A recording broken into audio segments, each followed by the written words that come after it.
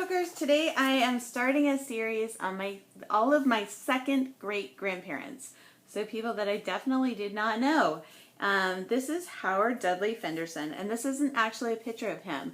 This is a picture of the leader of the cult that Howard joined. So Howard joined this cult called Shiloh, and it was originally called the Holy Ghost and Us, but then they changed it to Shiloh. And so this was their castle, and that's where they lived in Maine. And this is a picture of his grave. And I don't think that I have a picture of Howard. I mean, I might. Oops. The cat is feeling frisky about this layout. Okay. Anyway, so instead of getting stuck on the fact that I didn't have a picture of him, I took a picture of the place where he lived and worked, and then his gravestone, and then somebody that he was associated with, and then I put that person's name right underneath, just so we would know. But I liked this idea. There's another YouTuber who does heritage scrapbooking. Her name is Hello Jilski, and so I took this concept of using the first name of the person, because I haven't really done that. No. So for the first name, I made sure to put the birth and the death date on. And then the other thing I picked up from her was this split on the background. So some text paper with just a pattern on the top. And then also all of the little labels with all of the information about his life. So he believed in the life in the supernatural and the laying on of hands. He joined the Higher Life movement at Shiloh in Maine, and later worked at Elim, which was like their outpost in Boston. And from 1900 to 1920, he was a traveling evangelist. And because of the traveling part, I included the little the luggage, and I included the stag because that, he's from Maine. I included this little birdie because, I don't know, that just made me think of God. And then I included some money because part of the story is that when you join Shiloh, you have to, of course, it's a cult, so you give up all your money. So yeah, that's Howard. So if you'd like to join along, go get your stuff and let's start scrapbooking. Hey Scrapbookers, it's Katie Scott, and I am making my way through Jilski's. It's Hello Jilski is Hello Jill, Jillsky. So I'm making it through all of her My Heritage scrapbook videos, and so this I'm going to scraplift hers. It's called My Heritage Scrapbook Joseph, and it really gave all of her layouts seem to have like the first name highlighted.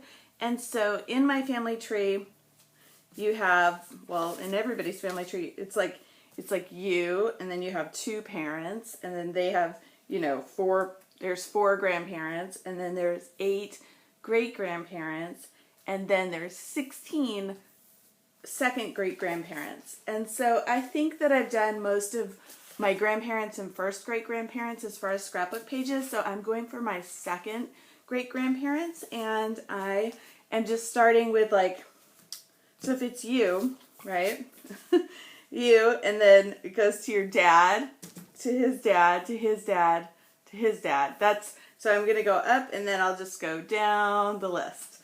So I'm going to be starting with Howard Dudley Fenderson, and I grabbed some supplies. So one of the things I thought I would need is a lot of alphabet options.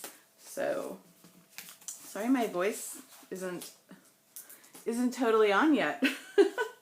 And then, so I've got many alphabet choices, and I grabbed a couple of used up sticker sheets, and then I grabbed the labels, which are going to be the most important thing for this, is all of these little labels, because that's how she arranges her page. I grabbed some other doodads, and so I did not a ton of advanced planning, but a little bit. And then I grabbed 5 pieces of pattern paper. So let's get started. Oh, and the pictures. Where did they go? So, and I did some research on Ancestry.com and found some information about my grandfather, Howard Fenderson, so that I can do the journaling about him. Okay, so, and I couldn't find a picture of him. So he has such an interesting story. So he was part of this, this is called the Bible School, Home of the Holy Ghost and Us Society in Shiloh, Maine. It was like a serious cult. And this was the cult leader. So I took a picture of him instead of my second great-grandfather just because I couldn't find one. I might have one, but I would really need to look. I think I probably do. I'm just not sure exactly where it is right now. I'm going through the process of organizing my photos again, and that's a whole giant process. But I did find his gravestone. So he lived from 1864, just at the end of the Civil War, until 1937. Okay, so and I'm just going to basically not photocopy. I'm going to scrap lift Jill's page. She does her heritage layouts in 9x12. And I haven't seen that as a format yet. I'm interested to see that. But I'm taking this piece of paper from Teresa Collins. It's one of those that has a really nice sturdy weight. And it's got the newsprint, which is similar to what she did. It's not exactly the same. The only concern I have with this paper is it's all about Salt Lake City. So what I'm going to want to do is cover up any place that says Salt Lake City. So that's going to help me to place where stuff is going to go. Okay, then she did a top of this blue, and I was thinking almost that I would do this brown instead of the blue as the top, and then I would kind of mat the photos with these other blues. So I think that's what I'm going to do, but I'm not going to lay it down yet. So up here, let's do like 3.5 inches.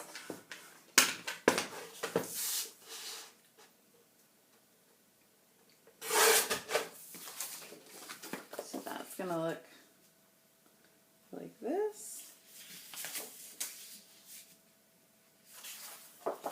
Yes, sometimes with text, if you don't want the text to really show up, but you want the idea of text, you can do it like upside down, but I'm not really sure I want to do it that way. I think I want to do it this way. And for some reason that doesn't seem straight to me.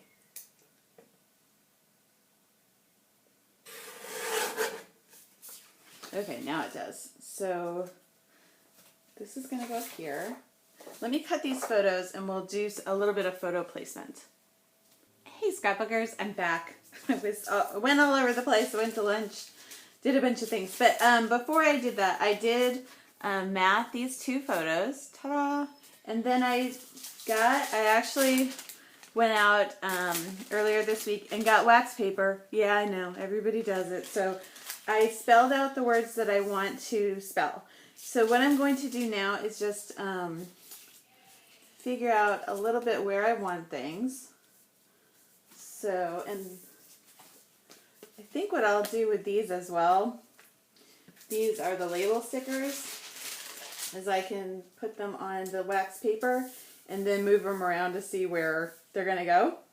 So the next thing I'm going to do is fill out all of these little labels with information about his life.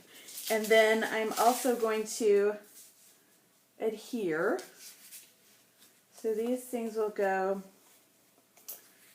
I think these are going to go a little bit like this. Let's just see how we want this to look. About like that. And then I'm thinking I'm a little bit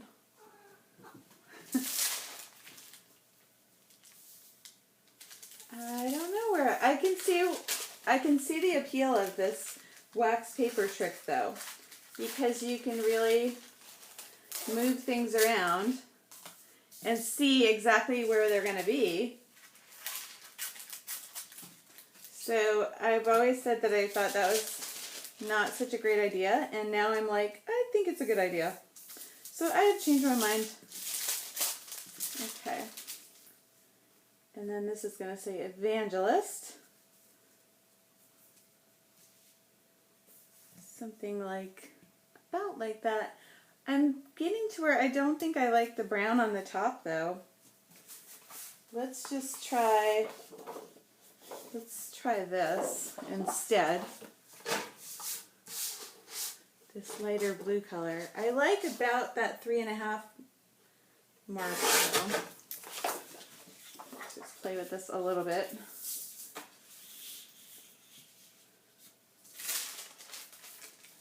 Yeah, I think that's going to look better.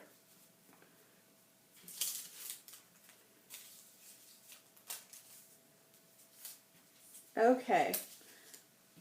So let me get these adhered down about like this, and then I'm off camera going to fill in all of these little labels. Okay, I'll be back.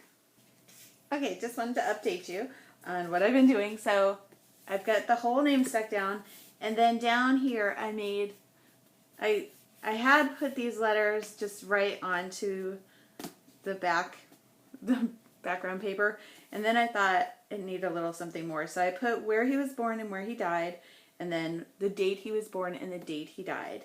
Okay, I'm really going to get to this other stuff. And what we're going to do with these labels is just put them in different places, and it will have all sorts of facts about his life. Be right back. Okay, I'm back. And so this is where I am right now, about the same places where I left you. And then I have written down all the little facts about his life.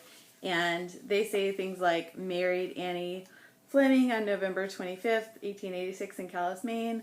Joined the Higher Life movement at Shiloh in Maine and later at Elam in Boston. Then what did I write? From about 1900 to 1920, he was an evangelist. His second wife was Mary Mackenzie, who is also in the Holy Ghost and Us, which is what Shiloh was called before it was called Shiloh. His children are Charles Willard Fenderson, who was my great-grandfather, and Mildred, who died as a baby. And Howard is a DNA match to me, my son and my daughter. He's a fifth-generation American. And then I listed all of the people that came before him: William, Nathan, John, Nathan, and Wallace. And then he is my second great-grandpa. So then I listed Howard to Charles to Frank to Robert to me to my kids. And I listed the 1870 census for Marion, Maine. So his dad was 40, his mother was 37. His dad worked as a millman at that time. He had a brother, a sister, another sister, him, and another one. And then another child came later on. So there's six kids in his family. He was in a religious cult. If you want to look up Shiloh in Maine, it's on Wikipedia and it tells all about it. And this picture is Frank Sanford. So I want to definitely make sure that we don't think that this is my grandfather. So I'm just putting that over here. All right, so let's lay down some of these stickers. And I'm just going to kind of do that in a random order. Hold on just a second. Okay. And what I really want to do is kind of stagger them around and also cover up anything that kind of like catches your eye too much on this paper. So I'm just going to set them down without sticking them down too hard. So these are, yeah, I definitely want to cover up anything that says Salt Lake. Wish they wouldn't have put that on there. But I guess whoever, gosh, it's everywhere. Salt Lake, Salt Lake.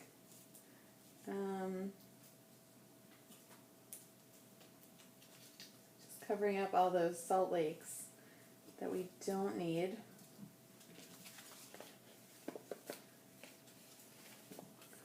we'll move this one up here. Kind of like this over here. And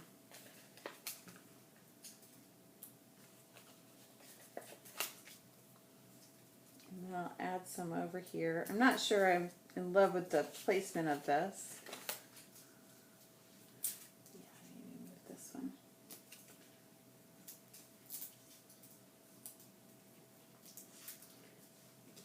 Down a little. Now I'm going to say, so far, I think that religious cult evangelist. How do we like that? It's true. Okay. I'm okay with this. I'm just gonna stick them down, and then let me just add a couple more things. So I pulled some dimension or some already cut up die cuts. So I'm just going to place them on these sticky thermo web sticky dots. That's what they're called. Okay. My cat is going crazy all over the place. So she's distracting me a little bit. So sorry about that. And then let's see if we can add that underneath here. Because the reason I want to add that is he was like a traveling evangelist. So maybe we want to put this, see if I can lift this whole thing up.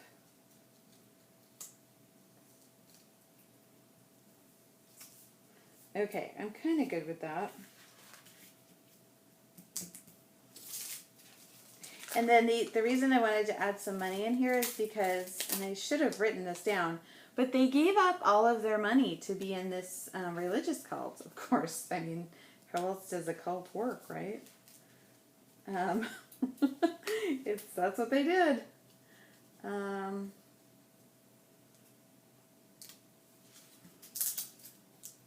see. Okay, I'm not sure I love that, but it's going down. Here we go. Okay, and the little birdie makes me think like God a little bit. So embellishments, let's get a few more embellishments somewhere over here somehow, and then embellishments down here. I'm going to cut this. Whoop, there we go. Okay. And so since I have a circle here, I want to put some kind of a circle over this way. Here comes the kitty cat.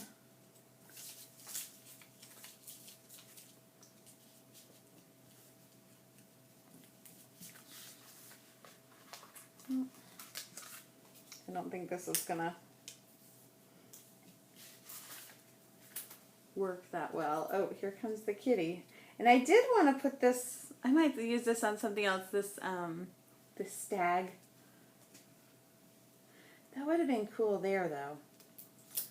Yeah, let's see if we can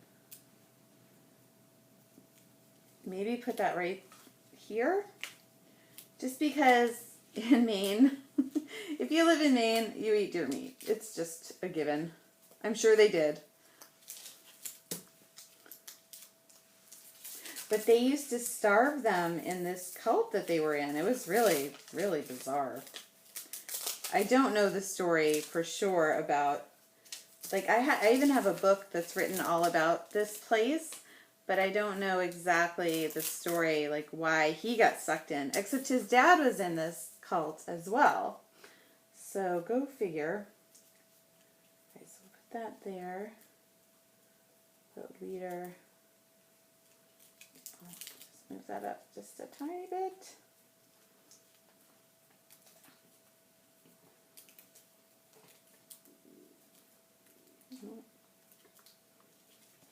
Maybe a little bit more.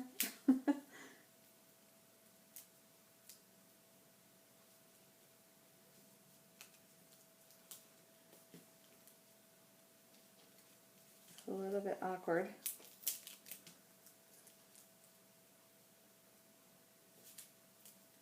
There, I think that's going to be better. Okay, so I might just write a little bit in this little space here, or add something, some kind of a circle. It feels like needs to be there, as well as down here. Maybe not this one, but these two little circles.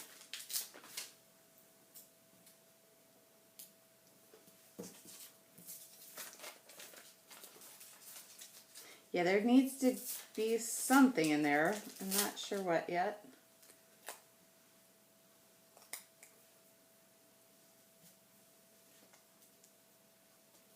Yeah, this one isn't working either.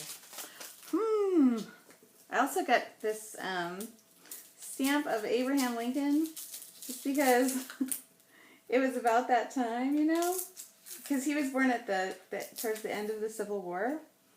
So let's see if I can kind of like get that down underneath and maybe put some embellishments underneath here just to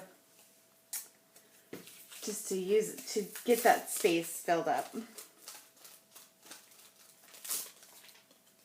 Let's see about this one.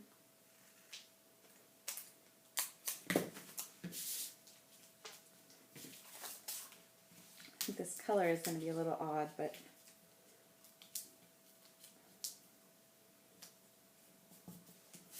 just wanted a little something in there, so let's add this color somewhere else.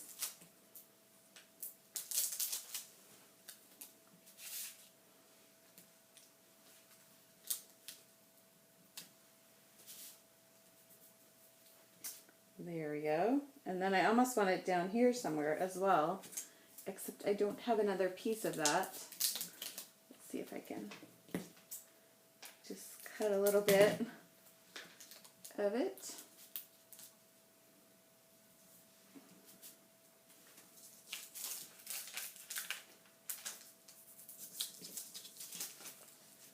And now I'm thinking I'm almost to the done point. And I do really like this layout concept. I don't think I've executed it as well as I might. Like, it's okay. My execution is okay, but I don't think it's awesome. Let's just put this down here. And maybe we'll just move this one.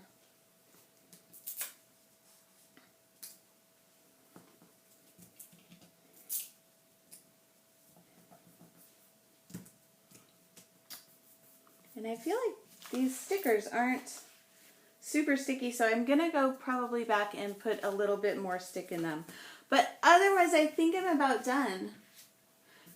I do like this idea of adding true story in here. Let's see if we can get that in there as well.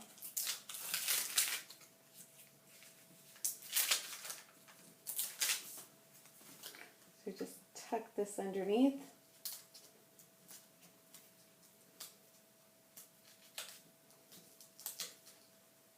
And then I think I will write the name of that book. It was like, the name of the book is like Clear and Terrible Danger or something like that. True story. Yeah, I'll have to look up the name of the book. Okay, I think that's about done. Ta-da! Thanks for watching.